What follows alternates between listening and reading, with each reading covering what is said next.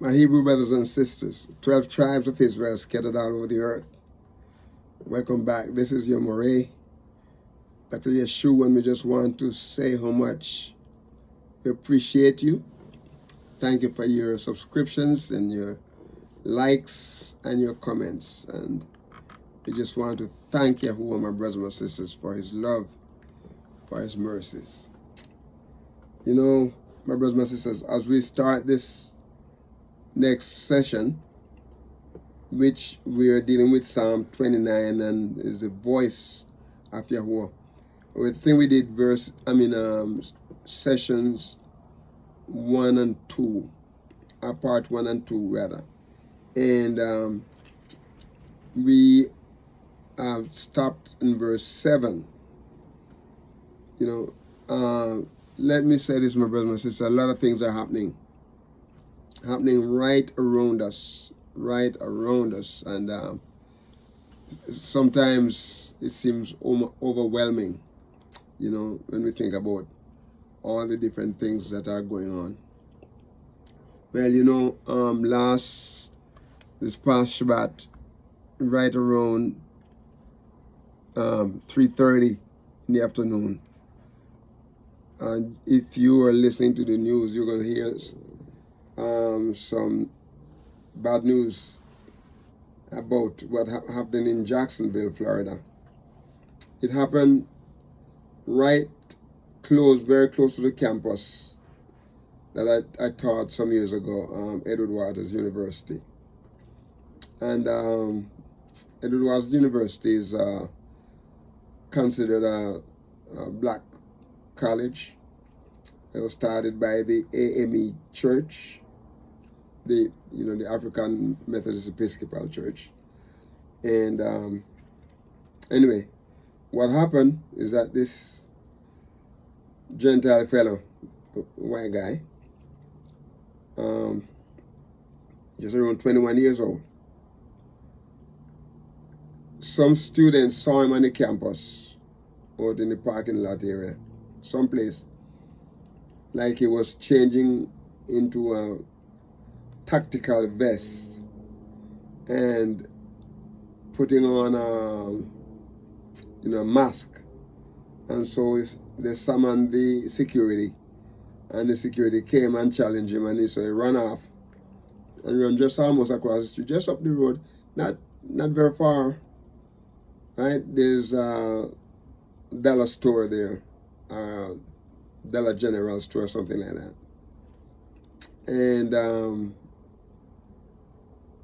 he went there, went inside, and he started shouting and telling all the white people to leave, to go. And then this girl was saying, this young lady was saying that she heard him saying that if you want your life, run. You know, so she was a shopper, and she and her mother or whatever, they ran out. They were able to get away. They were able to get away from it. But my sisters and my brothers, he killed 3 people. He killed 3 people, and these were employees. And one of them, I think the youngest one, was about 19 years old. You know, and he has, and the gun is like one of them semi-automatic gun, huge gun. He have on the swastika, you know, printed all over it, drawn all over it. And my understanding is that his mother knew that he has a gun. She didn't want him at the house with a gun, so I don't know if he had left. But one thing he sent, he left a manifesto. He left a manifesto. It's a hate. He say hate black people, and he was shouting, "I hate the N words," you know. So anyway, after he killed the people, he turned the gun on himself. They claim and shot him, killed himself. You know. So these are some of the things that we are living around, you know. So we need to pray, my brothers and my sisters. We need to pray that Yahuwah will protect us, and protect our family members, protect our friends, you know, loved ones. You know, it's very devastating. But, you know, I said, what if a Hebrew Israelite that has the power of Yahuwah in him, or her, would have said to that young man, drop the gun? In the power of Yahuwah, drop the gun. What would have happened? What would have happened? And some people don't want to take the chances because they say, well, he may shoot me. You know, well, you don't say anything, you're going to die anyhow. You know, you're going to kill you anyhow. So why not say it and let him live? If you're going to live, let him live with it. Let him live with your voice echoing in his mind. I like what he said in verse 7. We did deal with verse 7. You know, the voice of Yahuwah divides the flame of fire. And we did talk about you know, Daniel, and we talk about Daniel's friends, the 3 Hebrew young men who was thrown in the fire because they would not bow to the image that was set up. Okay? My brothers and my sisters, let me say this. The fire was so hot that even the men that threw them in there said the men die from the heat. That was a power of, that was some hot. I mean, the furnace was hot. And it said here, the voice of Yahuwah divides the flame of fire. I'm just using that. There are other verses where it talks about when we're going through the fire, when we're going through the water, he'll be there with us. That's a promise that Yahuwah made to us, his children. Praise be to Yahuwah. And my brothers and sisters, he is not going back. He is not going back on his promises. The voice of Yahuwah. In the King James Version, it said, the voice of the Lord divides the flame of fire. All right. So in verse 8, this is what he said here. The voice of Yahuwah shakes the wilderness. The wilderness, my brothers and my sisters, is not, we talk about something that is big. It's not no little thing. Okay? It's not no little thing. It's not no little thing.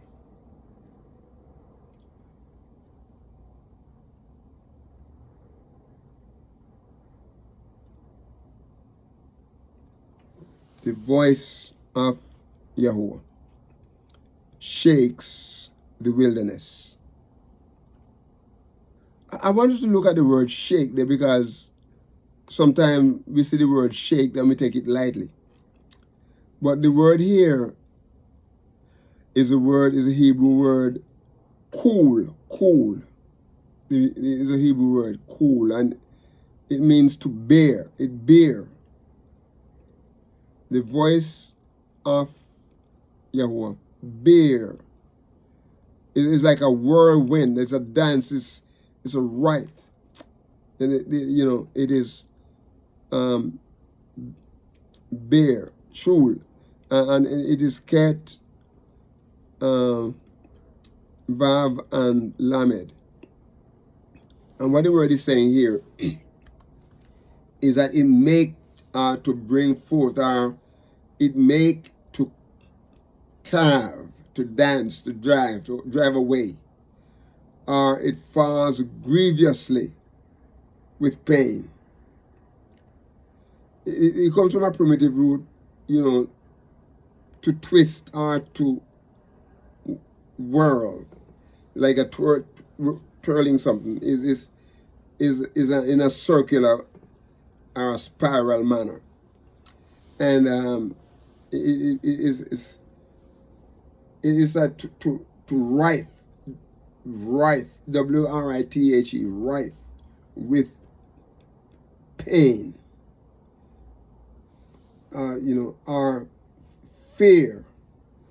Figuratively means to wait, or to pervert, or to bear, or to make, to bring forth, to fall grievously with pain, or, you know, with great grief, something grievous, something that's a hope, or to shake, or, you know, to sharpen. Sometimes it refer to a word like something, you know, sorrowful, or to stare, to tarry, or to travail, or to tremble, and then also to trust, to wait carefully or patiently, you know. And so the voice of Yahuwah, it makes the deer. A matter of fact, let me go back. Yeah, look at verse, and the same verse that we're dealing with. Verse 8, it says, "The voice of Yahuwah shakes the wilderness." And then in the second part of the verse, he said, "Yahuwah shakes the wilderness of Kadesh." The wilderness of Kadesh, my brothers and my sisters, is not just trees. It's not just sand. It is rocks. When you talk about the wilderness here in Bible time, is most times it's not just trees and sand. It, you know, it's talking about mountains with rocks, boulders, and his voice, Yahuwah's voice, is so powerful. Can you imagine, my brothers and sisters? The voice, at his voice,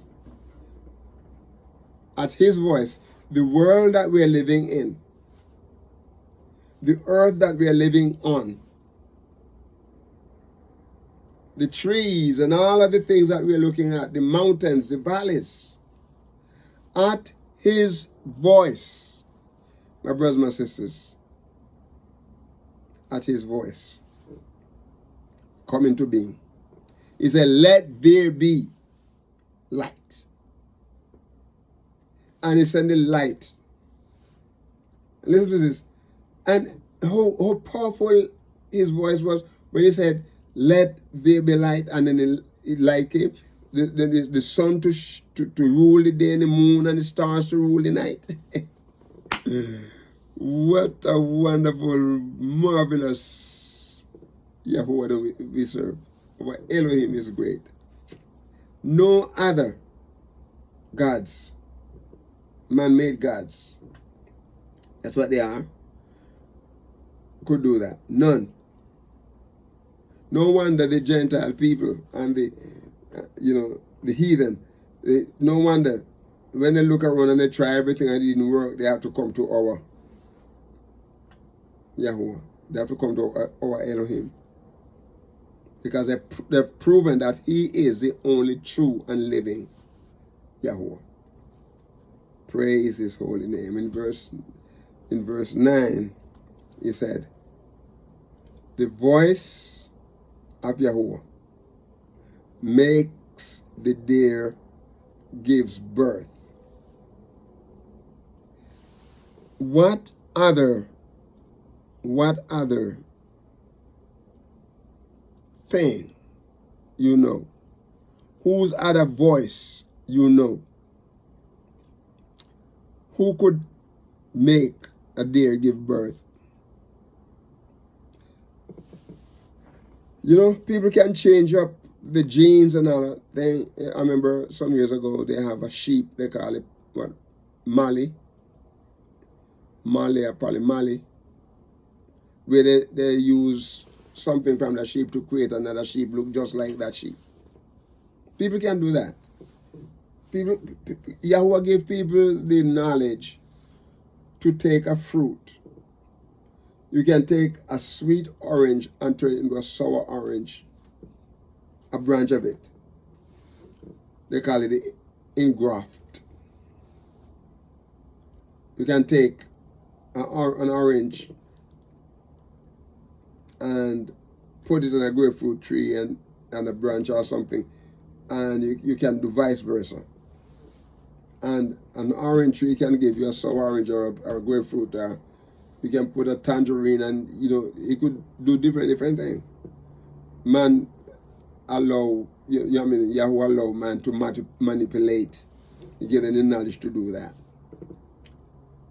But when it comes on human being, which man, can make a sheep give birth unless they do something, to manipulate what Yahuwah already created. Never happen. Can't happen.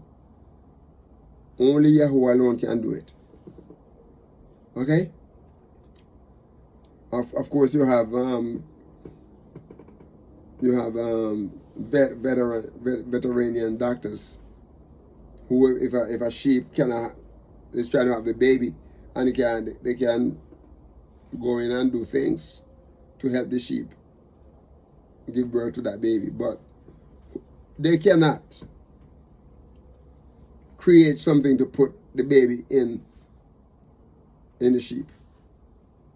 They can't do it. Another baby sheep into a sheep, they can't do it. Only Yahuwah alone can do that. So, the voice of Yahuwah makes the sheep, or the deer, rather, give birth. And so, the word here, deer, is the word ayala.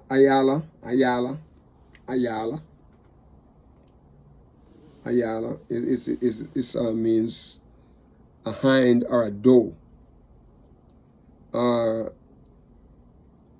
The Hebrew word here, ayala, it have the Hebrew consonants that make up the word is Aleph, Yod, Lamed, and He. Of course, it has the vowels notations, but it's a doe, it's a hind, coming from the feminine of ayal, or a doe, or a female deer, or a hind, or a hart. Okay, and an intensive form of ayil, in the sense of a ram, or a stag, or a male deer, or a hart. So he said, the voice of Yahuwah makes the deer give birth. And the word birth there again is the word cool. The word cool. And cool is basically, we talked about that a little earlier, being, the dance, like a world, W-H-I-R-L in the English, I spell in English. And it talks about to bring forth, to dance, to fall grievously with pain, and so on and so on. Right? And we talked about that a little earlier. But he said, and the strips of the forest bear, in the same verse 9, and the strips of the forest bear, and in His temple, everyone says glory. Hallelujah. In his temple, everyone says glory. The word temple here is the word like a heikal. Heikal is the word there. And